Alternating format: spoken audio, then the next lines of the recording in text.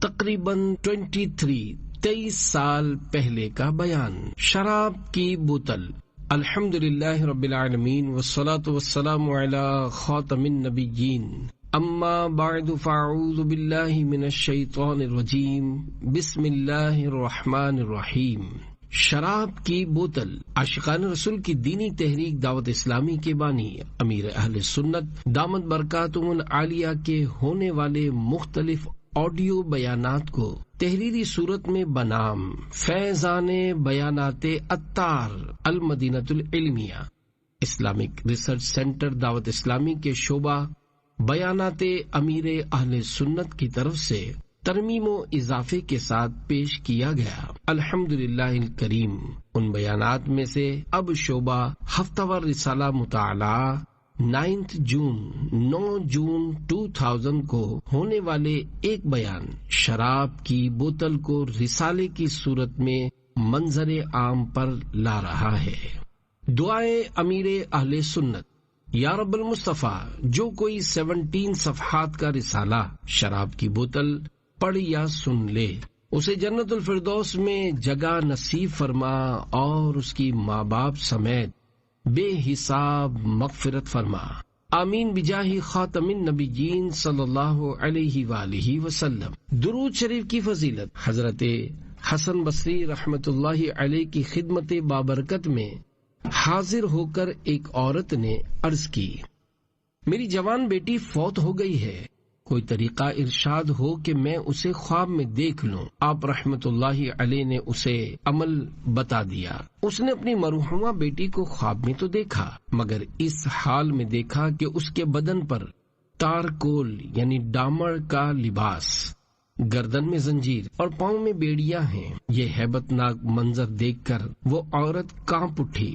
اس نے دوسرے دن یہ خواب حضرت حسن بصری رحمت اللہ علیہ کو سنایا۔ سن کر آپ رحمت اللہ علیہ بہت مغموم ہوئے۔ کچھ عرصے بعد حضرت حسن بصری رحمت اللہ علیہ نے خواب میں ایک لڑکی کو دیکھا جو جنت میں ایک تخت پر اپنے سر پر تاج سجائے بیٹھی ہے۔ آپ رحمت اللہ علیہ کو دیکھ کر وہ کہنے لگی، میں اسی خاتون کی بیٹی ہوں جس نے آپ کو میری حالت بتائی تھی۔ آپ رحمت اللہ علیہ نے فرمایا، اس کے بقول تو عذاب میں تھی، آخر یہ انقلاب کس طرح آیا؟ مرحومہ بولی، قبرستان کے قریب سے ایک شخص گزرا اور اس نے مصطفیٰ جان رحمت صلی اللہ علیہ وآلہ وسلم پر درود بھیجا۔ اس کے درود شریف پڑھنے کی برکت سے اللہ پاک نے ہم 560 قبر والوں سے عذاب اٹھا لیا۔ صلو علی الحبیب صلی اللہ علی محمد۔ شراب کی بوتل۔ حضرت عمر فاروق اعظم رضی اللہ عنہ ایک بار مدینہ منورہ کی ایک پاکیزہ گلی سے گزر رہے تھے کہ ایک نوجوان سے آمنا سامنا ہو گیا۔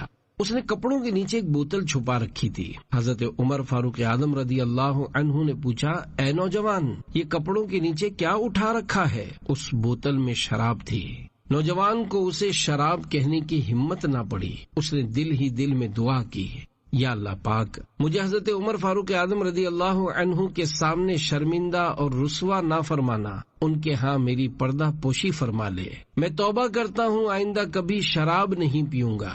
اس کے بعد نوجوان نے عرض کی، یا امیر المؤمنین، میں سرکے کی بوتل اٹھائے ہوئے ہوں۔ آپ رضی اللہ عنہ نے فرمایا، مجھے دکھاؤ۔ جب اس نے وہ بوتل آپ رضی اللہ عنہ کے سامنے کی اور حضرت عمر فاروق اعظم رضی اللہ عنہ نے اسے دیکھا تو واقعی وہ سرکہ تھا۔ پیارے پیارے اسلامی بھائیوں، ذرا غور کیجئے کہ جب ایک بندہ بندے سے ڈر کر خلوص دل کے ساتھ تائب ہوا تو اللہ پاک نے اس کی شراب کو سرکے سے بدل دیا۔ اسی طرح اگر کوئی گناہگار بندہ اپنے گناہوں پر شرمسار ہو کر توبہ کر لیتا ہے تو اللہ پاک اس کی نافرمانیوں کی شراب کو فرما برداری کے سرکے میں تبدیل کر دیتا ہے۔ نیز یہ بھی پتہ چلا کہ توبہ بغیر زبان ہلائے دل ہی دل میں بھی کی جا سکتی ہے، کہ حدیث پاک میں ہے، الندم توبۃ، یعنی شرمندگی توبہ ہے۔ یہ بھی معلوم ہوا کہ ہاتھ اٹھا کر زبان سے دعا مانگنا ضروری نہیں، بلکہ لیٹے لیٹے، بیٹھے بیٹھے، چلتے چلتے، زبان ہلائے بغیر دل ہی دل میں بھی دعا مانگی جا سکتی ہے۔ شراب کی مذمت پر آیات مبارکہ۔ یا ایھا الذین آمنوا انما الخمر والمیسر والانصاب والازلام رجس من عمل الشیطان فاجتنبوه لعلکم تفلحون۔ انما يريد الشيطان ان يوقع بينكم العداوة والبغضاء في الخمر والميسر ويصدكم عن ذكر الله وعن الصلاة فهل انتم منتهون۔ پارہ 7 سورہ مائدہ آیت 90 اور 91۔ آسان ترجمہ قرآن کنز العرفان۔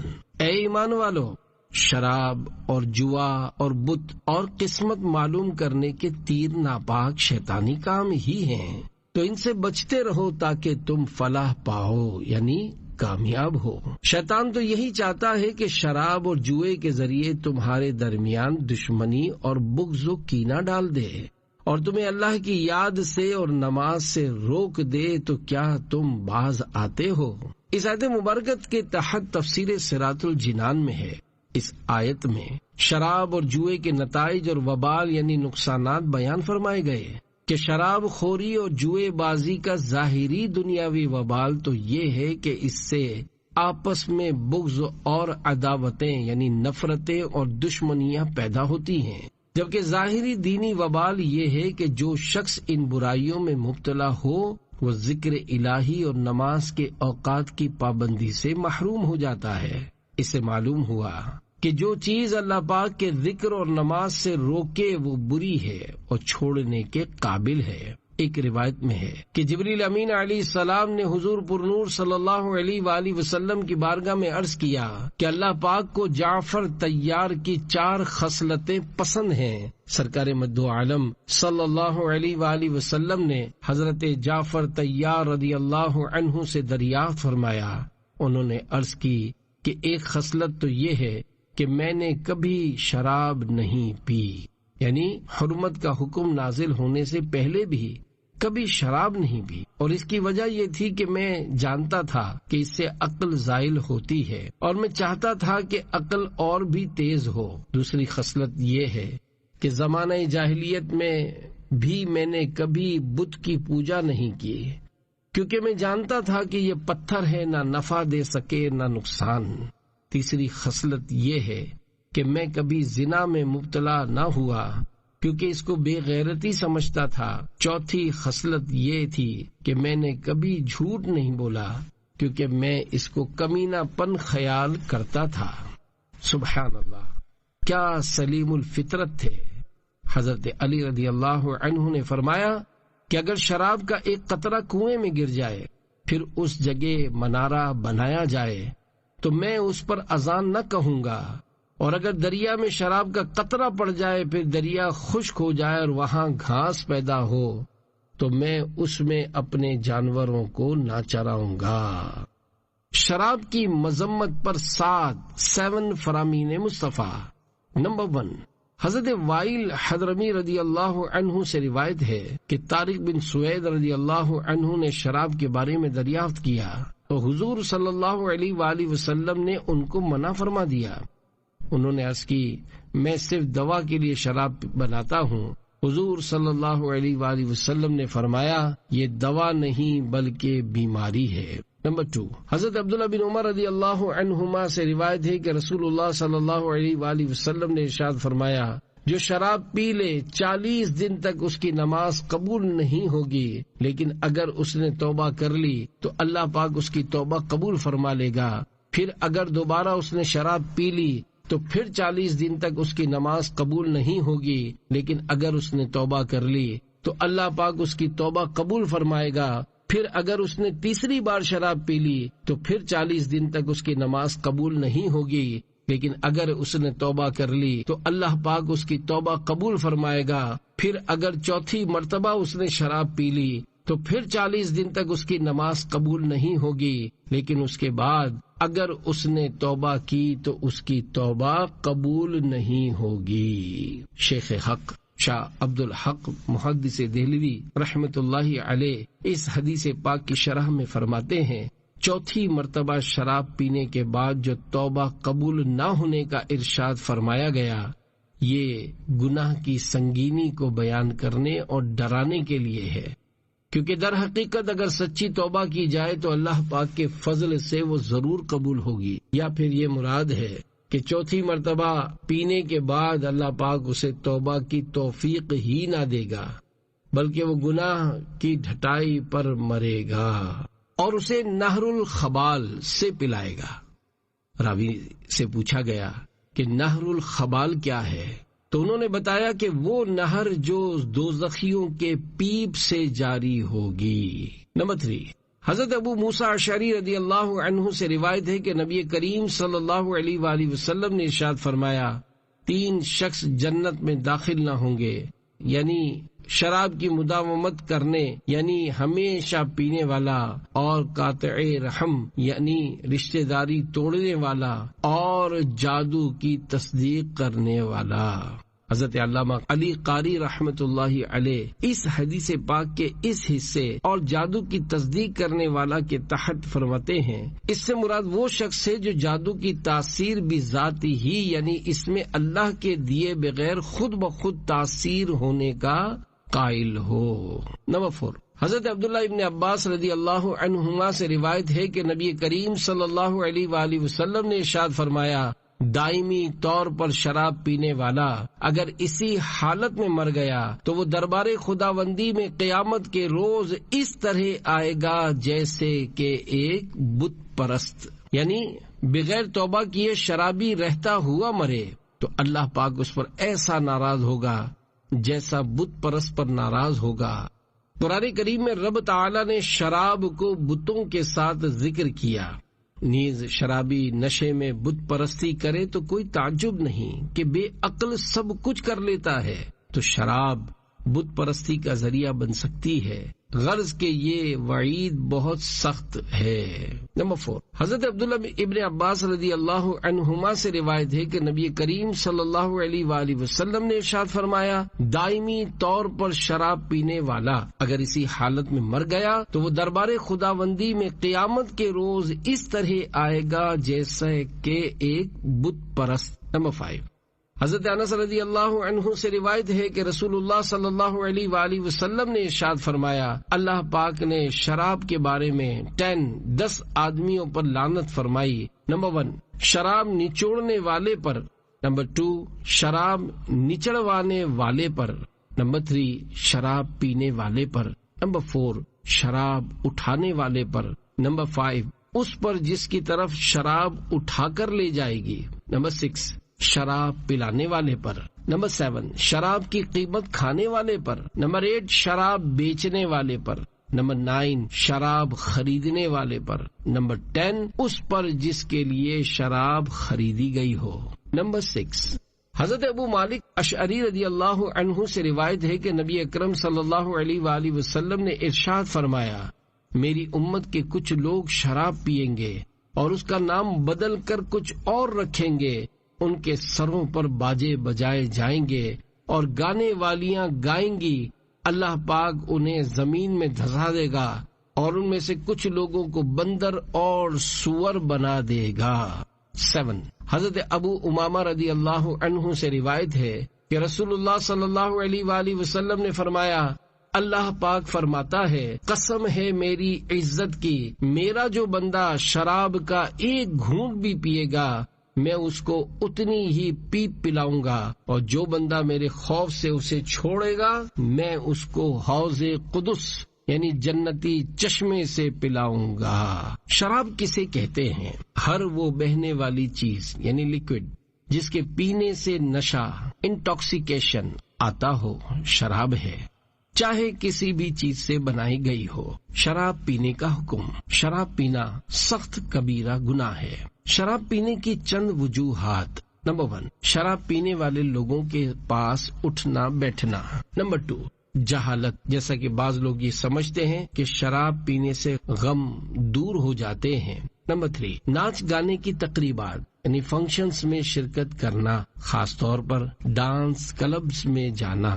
ایسی جگہوں پر شراب نوشی عام پائی جاتی ہے اور دوسروں کی دیکھا دیکھی خود بھی اس گناہ میں مبتلا ہونے کا خطرہ رہتا ہے۔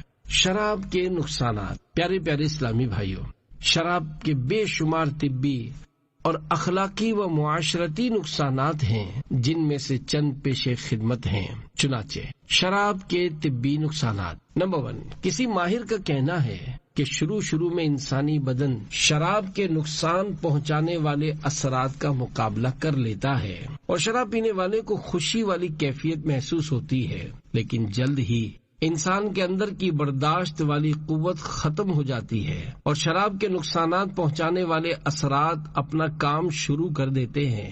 نمبر 2، شراب کا سب سے زیادہ اثر جگر یعنی لیور پر ہوتا ہے اور جگر خراب ہونے لگتا ہے۔ نمبر 3، شراب کی وجہ سے گردوں یعنی کڈنیز پر بوجھ زیادہ ہو جاتا ہے اور آخر کار گردے فیل ہو جاتے ہیں۔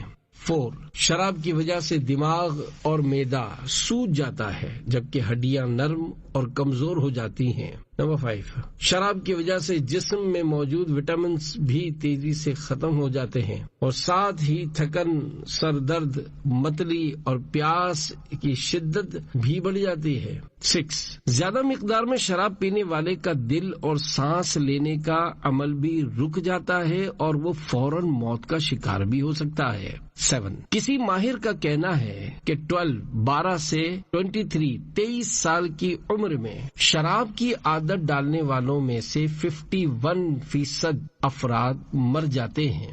ایک اور مشہور محقق کا کہنا ہے کہ 20 سال کی عمر سے شراب پینے والے اکثر افراد 35 سال سے زیادہ زندہ نہیں رہتے۔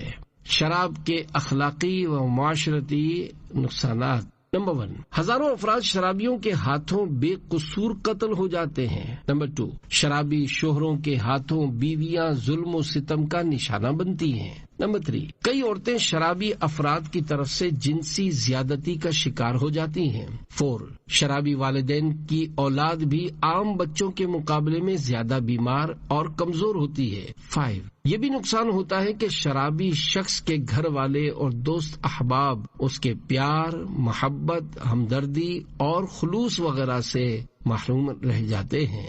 شراب اور شرابیوں سے دور رہنے ہی میں عافیت ہے۔ پیارے پیارے اسلامی بھائیوں، شراب کے بے شمار نقصانات ہی کی وجہ سے اسلام نے شراب کو حرام قرار دیا ہے۔ وہ دیکھا جائے تو کوئی بھی عقل مند انسان اس چیز کی طرف ہاتھ نہیں بڑھا سکتا جس کے نقصانات بہت زیادہ ہوں۔ امت کے خیر خواہ پیارے آقا صلی اللہ علیہ وآلہ وسلم کا فرمان ہے، جو اللہ پاک اور آخرت کے دن پر ایمان رکھتا ہے وہ ایسے دسترخوان پر نہ بیٹھے جس پر شراب پی جاتی ہو۔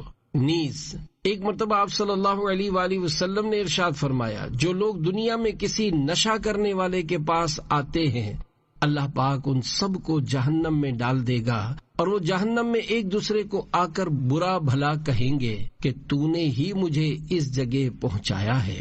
اس لیے ایسی محفل یا پارٹی وغیرہ نہ خود رکھی جائے جہاں شراب ہو اور نہ ہی ایسی محفل یا پارٹی میں شرکت کی جائے۔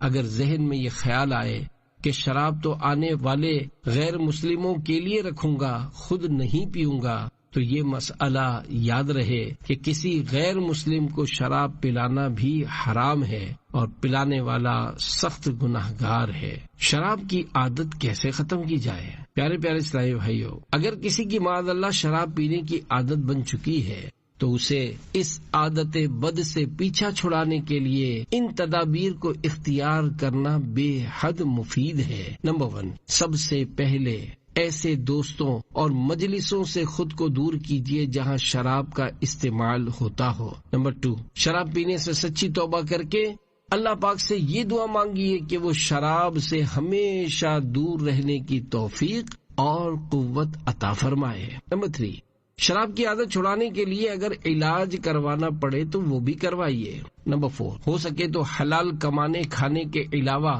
جو وقت ملے اسے فارغ گزارنے کے بجائے نیکی کے کاموں، مثلا سنتوں بھرے اجتماعات، عاشقان رسول کی صحبت اور مدنی قافلوں میں سفر کر کے گزاریے۔ 5، اگر کبھی شیطان دوبارہ شراب پینے پر ابھارنا شروع کرے تو احادیث مبارکہ میں بیان کیے گئے ان عذابات کا تصور اپنے دل میں جمائیے۔ شراب پیوں گا تو قیامت کے دن پیاسا اٹھایا جاؤں گا، شراب پیوں گا تو دل سے ایمان کا نور نکل جائے گا، شراب پیوں گا تو دوزخ میں فرشتے لوہے کے گرز ماریں گے، شراب پیوں گا تو جنت کی خوشبو بھی سونگھنے کو نہیں ملے گی، شراب پیوں گا تو لعنت کا مستحق ٹھہروں گا، شراب پیوں گا تو دوزخ میں کھولتا ہوا پانی پلایا جائے گا، شراب پیوں گا تو خنزیر یعنی پگ بنا دیا جاؤں گا۔ توبہ کی ترغیب، توبہ کی بڑی اہمیت ہے، اور یہ اللہ پاک کا ہم پر کرم ہے کہ اس نے ہمیں توبہ جیسی نعمت عطا فرمائی ہے۔ بندہ کتنا خوش نصیب ہے کہ اگر بتقاضۂ بشریت اس سے جھوٹ، غیبت، شراب نوشی یا کوئی اور گناہ سرزد ہو جائے اور پھر وہ اللہ پاک کی بارگاہ میں شرمندہ ہو کر معافی مانگ لے تو اسے معافی مل جاتی ہے۔ قرآن پاک میں توبہ کرنے کی ترغیب دلائی گئی ہے، چنانچہ اللہ پاک ارشاد فرماتا ہے، یا ایھا الذین آمنوا توبوا الی اللہ توبۃ نصوحا۔ آسان ترجمہ قرآن کنز العرفان، اے ایمان والو اللہ کی طرف ایسی توبہ کرو جس کے بعد گناہ کی طرف لوٹنا نہ ہو۔ ایک اور مقام پر ارشاد ہوتا ہے، وَهُوَ الَّذِي يَقْبَلُ التَّوْبَةَ عَنْ عِبَادِهِ وَيَعْفُو عَنِ السَّيِّئَاتِ۔ آسان ترجمہ قرآن کنز العرفان، اور وہی ہے جو اپنے بندوں سے توبہ قبول فرماتا ہے اور گناہوں سے درگزر فرماتا ہے۔ حدیث پاک میں ہے، التائب من الذنب کمن لا ذنب لہ، یعنی گناہ سے توبہ کرنے والا ایسا ہے گویا اس نے گناہ کیا ہی نہیں۔ لہذا ہر اسلامی بھائی اور اسلامی بہن کو چاہیے کہ وہ توبہ سے غفلت نہ کرے۔ جب کہا عصیاں سے میں نے سخت لاچاروں میں ہوں، جن کے پلے کچھ نہیں ان خریداروں میں ہوں، تیری رحمت کے لیے شامل گناہ گاروں میں ہوں، بول اٹھی رحمت نہ گھبرا میں مددگاروں میں ہوں۔ گناہ کی یاد نے پسینے سے شرابور کر دیا۔ حضرت عتبۃ الغلام رحمت اللہ علیہ بہت بڑے ولی اللہ گزرے ہیں۔ ایک بار آپ رحمت اللہ تعالی علیہ کسی مقام سے گزرے تو ایک مکان کے قریب کھڑے ہو گئے۔ رقت طاری ہونے کے اسباب آپ رحمت اللہ علیہ پسینے سے شرابور تھے۔ کسی نے پوچھا، حضور یہاں آپ کی یہ حالت کیسے ہو گئی؟ فرمانے لگے، ایک دور میں اس مکان میں مجھ سے کوئی گناہ سرزد ہوا تھا، لہذا جب بھی میں یہاں سے گزرتا ہوں تو مجھے اپنا وہ گناہ شدت سے یاد آتا ہے اور مجھے بہت ندامت ہوتی ہے، اس وجہ سے یہاں میری یہ حالت ہوئی۔ حضرت عتبۃ الغلام کی توبہ۔ حضرت عتبۃ الغلام رحمت اللہ علیہ کسی دور میں بہت گناہ کیا کرتے، شراب پیتے اور دیگر برائیوں میں ملوث رہتے تھے۔ ان کی اصلاح کا سبب کیا ہوا اسے دل کے کانوں سے سنیے۔ چنانچہ حضرت حسن بصری رحمت اللہ علیہ کسی اجتماع میں بیان فرما رہے تھے۔ اس دوران آپ رحمت اللہ علیہ نے پارہ 27 سورہ حدید آیت نمبر 5-6 کا یہ حصہ تلاوت فرمایا۔ أَلَمْ يَأْنِ لِلَّذِينَ آمَنُوا أَن تَخْشَعَ قُلُوبُهُمْ لِذِكْرِ اللَّهِ وَمَا نَزَلَ مِنَ الْحَقِّ۔ آسان ترجمہ قرآن کنز العرفان۔ کیا ایمان والوں کے لیے ابھی وہ وقت نہیں آیا کہ ان کے دل اللہ کی یاد اور اس حق کے لیے جھک جائیں جو نازل ہوا ہے؟ حضرت حسن بصری رحمت اللہ علیہ اس آیت کریمہ کی تفسیر بیان کرنے لگے۔ آپ رحمت اللہ علیہ کی زبان میں اس قدر تاثیر تھی کہ لوگ سن کر رو رہے تھے۔ اتنے میں ایک نوجوان کھڑا ہو گیا اور کہنے لگا، اے شیخ، اگر مجھے جیسا گناہ گار بھی اپنے گناہوں سے توبہ کرے تو کیا اللہ پاک قبول فرما لے گا؟ حضرت حسن بصری رحمت اللہ علیہ نے ارشاد فرمایا، ہاں اللہ پاک تیرے گناہوں کو معاف فرما دے گا۔ حضرت عتبۃ الغلام رحمت اللہ علیہ بھی وہیں قریب بیٹھے تھے۔ جب انہوں نے یہ سنا تو ان کا چہرہ زرد پڑ گیا، تھر تھر کانپنے لگے، اور پھر ان کے منہ سے ایک زوردار چیخ نکلی اور بے ہوش ہو کر گر پڑے۔ حضرت حسن بصری رحمت اللہ علیہ نے عربی زبان میں چند اشعار پڑھے جن کا ترجمہ کچھ یوں ہے: اے اللہ پاک کے نافرمان جوان، جانتا ہے نافرمانی کی سزا کیا ہے؟ نافرمانوں کے لیے پرشور جہنم ہے، اور بروز محشر رب اکبر کی سخت ناراضی ہے۔ گر تو جہنم پر راضی ہے تو بے شک گناہ جاری رکھ، ورنہ گناہوں سے باز آ جا۔ تو نے اپنے گناہوں کے بدلے اپنی جان کو رہن یعنی گروی رکھ دیا ہے، اس کو چھڑانے کی کوشش کر۔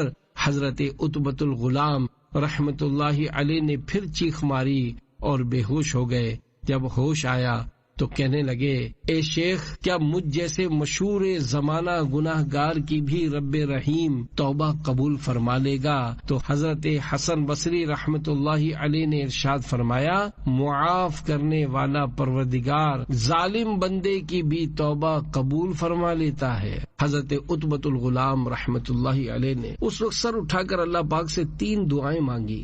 نمبر 1، اے اللہ، اگر تو نے میرے گناہوں کو معاف اور میری توبہ کو قبول کر لیا ہے تو ایسے حافظے اور عقل سے میری عزت افزائی فرما کہ میں قرآن پاک اور علوم دینیہ میں سے جو کچھ بھی سنوں اسے کبھی نہ بھولوں۔ نمبر 2، اے اللہ، مجھے ایسی پرسوز آواز عنایت فرما کہ میری قرات سن کر سخت سے سخت دل بھی موم ہو جائے۔ نمبر 3، اے اللہ، مجھے رزق حلال عطا فرما اور ایسے طریقے سے دے جس کا میں تصور بھی نہ کر سکوں۔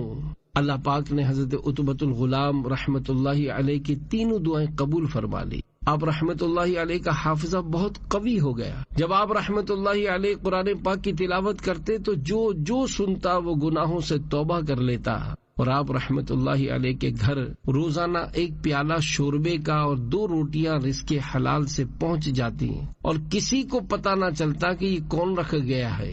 حضرت عتبۃ الغلام رحمت اللہ علیہ کی ساری زندگی میں ایسا ہوتا رہا۔ اس واقعے کو نقل کرنے کے بعد حضرت امام محمد بن محمد غزالی رحمت اللہ علیہ فرماتے ہیں، یہ ایسے شخص کا حال ہے جس نے اللہ پاک سے لو لگائی، یعنی اس کی بارگاہ میں توبہ کی۔ گناہ لکھنے والے نوجوان پر رحمت الہی۔ ایک نوجوان اللہ پاک سے بہت ڈرتا تھا، اور جب بھی اس سے کوئی گناہ سرزد ہوتا وہ اسے اپنی ڈائری میں لکھ لیتا۔ ایک بار جب اس نوجوان سے کوئی گناہ سرزد ہوا اور اس نے حسب معمول اپنے اس گناہ کو لکھنے کے لیے اپنی ڈائری کھولی تو اس پر پارہ 19 سورہ فرقان کی آیت نمبر 70 کا یہ حصہ تحریر تھا، فَأُولَئِكَ يُبَدِّلُ اللَّهُ سَيِّئَاتِهِمْ حَسَنَاتٍ وَكَانَ اللَّهُ غَفُورًا رَحِيمًا۔ آسان ترجمہ قرآن کنز العرفان۔ تو ایسوں کی برائیوں کو اللہ نیکیوں سے بدل دے گا، اور اللہ بخشنے والا مہربان ہے۔ پیارے پیارے اسلامی بھائیوں، جھوم جائیے، اللہ پاک کی رحمت بہت وسیع ہے، اور ہم گناہ گاروں کے لیے اس کی رحمت کے دروازے کھلے ہیں۔ بس ہمیں گناہوں پر شرمندگی اور ندامت اختیار کرنی ہے۔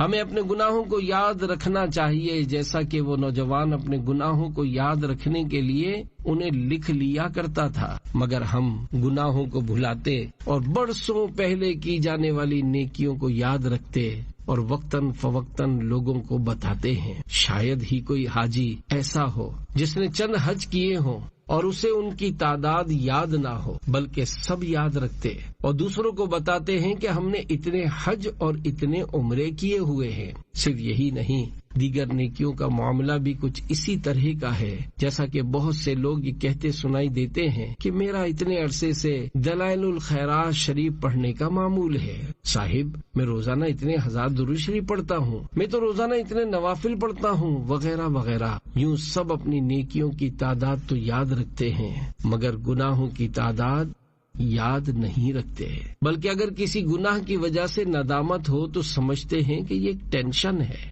اسے بھلا دیا جائے۔ اس طرح اپنے گناہوں کو بھلانے کی فکر میں ہوتے ہیں، حالانکہ اصول یہ ہے کہ بندہ نیکیاں کر کے بھول جائے اور گناہ یاد رکھے، کیونکہ نیکیاں یاد رکھنے کا فائدہ نہیں ہے، بلکہ اگر نیکیاں یاد رکھ کر پھولتا رہا اور دوسروں کو بتاتا رہا تو ریاکاری کی صورت میں نقصان ہو سکتا ہے، جبکہ گناہ یاد رکھنے کا فائدہ ہے کہ گناہ یاد رہے گا تو ندامت ہوتی رہے گی، دل جلتا رہے گا اور کبھی سچی توبہ کی توفیق نصیب ہو جائے گی۔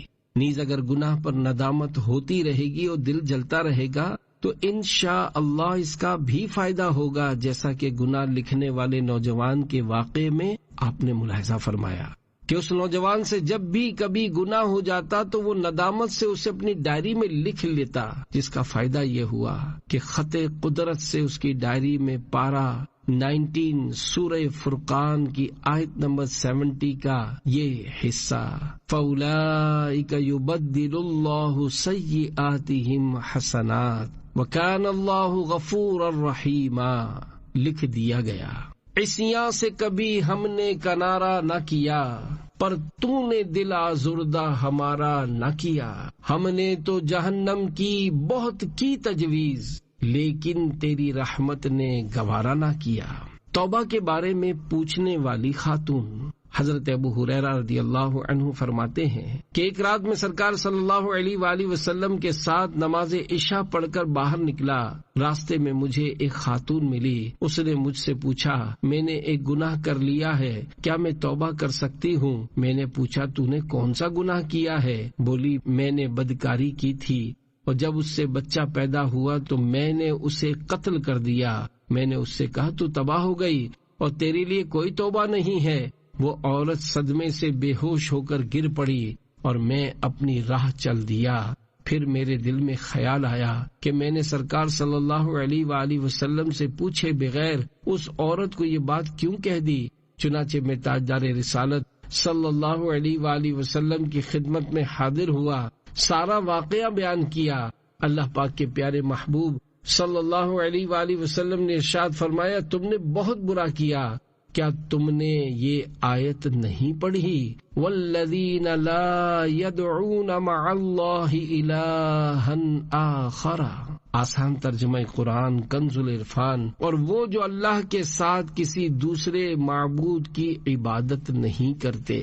حضرت ابو ہریرہ رضی اللہ عنہ فرماتے ہیں جو ہی میں نے یہ بات سنی میں اس عورت کی تلاش میں نکل پڑا اور ہر ایک سے پوچھنے لگا مجھے اس عورت کا پتہ بتاؤ جس نے مجھ سے مسئلہ پوچھا تھا، یہاں تک کہ اس عورت کو تلاش کرنے کی وجہ سے بچے مجھے پاگل سمجھنے لگے۔ بالآخر میں نے اس عورت کو تلاش کر ہی لیا اور اسے یہ آیت سنی جب میں فَأُولَئِكَ يُبَدِّلُ اللَّهُ سَيِّئَاتِهِمْ حَسَنَاتٍ پارہ 19 سورہ فرقان آیت 70 آسان ترجمہ قرآن کنز العرفان۔ تو ایسوں کی برائیوں کو اللہ نیکیوں سے بدل دے گا تک سنا چکا تو وہ خوشی سے دیوانی ہو گئی اور کہنے لگی میں نے اپنا باغ اللہ پاک اور اس کے رسول صلی اللہ علیہ وآلہ وسلم کے لیے بخش دیا۔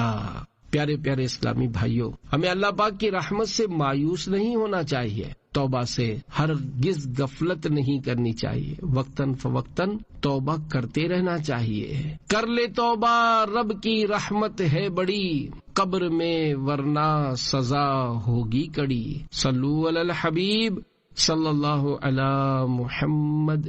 نیک نمازی بننے کا نسخہ۔